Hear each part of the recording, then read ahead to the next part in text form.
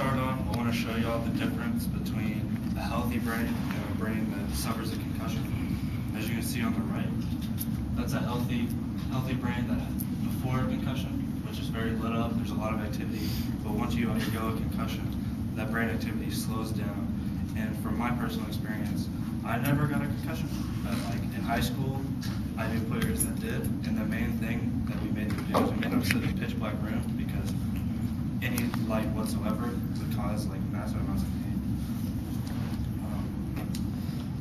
According to PBS.org, between the years 2012 and 2013, 160 players in the NFL suffered concussions. ABC News says scientists analyzed Junior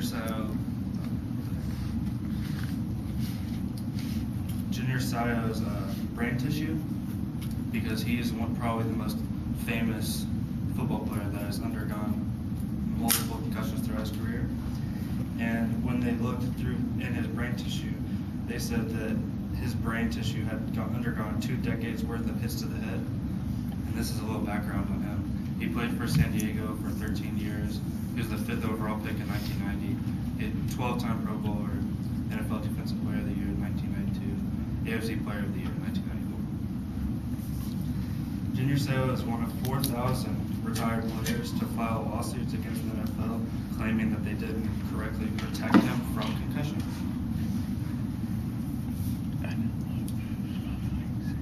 With that being said,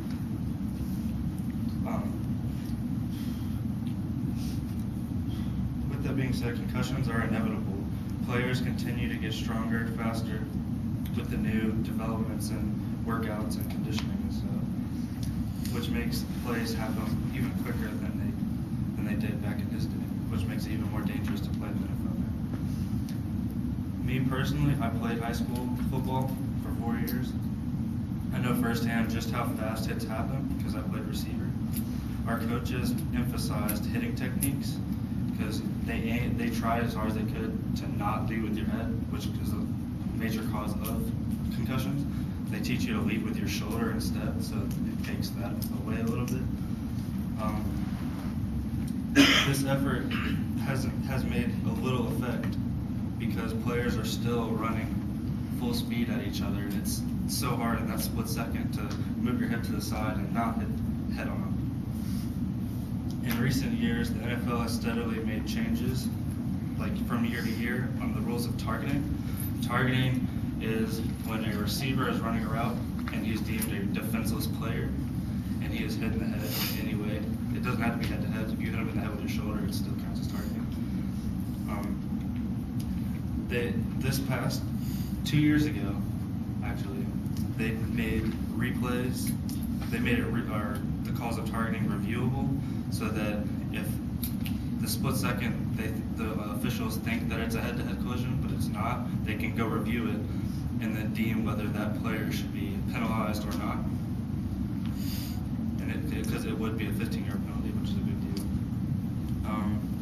Targeting recalls this past year were made where it can result in the ejection of the player from the game. So a big issue with this new rule is coaches worry that this split-second call by the officials can lead to the ejection of a key player in a key game.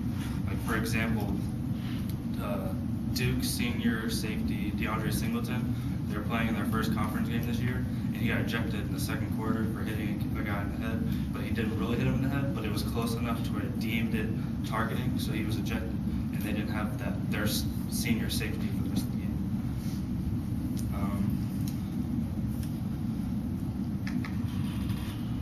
In conclusion, new concussion prevention rules are aimed to protect the players. However, this rule continues to make the game more soft.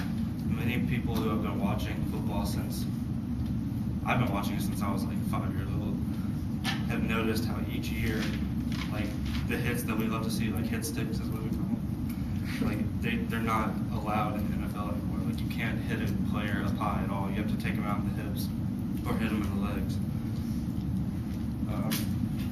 These rules have positive and negative effects because they protect the players better, but at the same time, the NFL is slowly becoming more soft.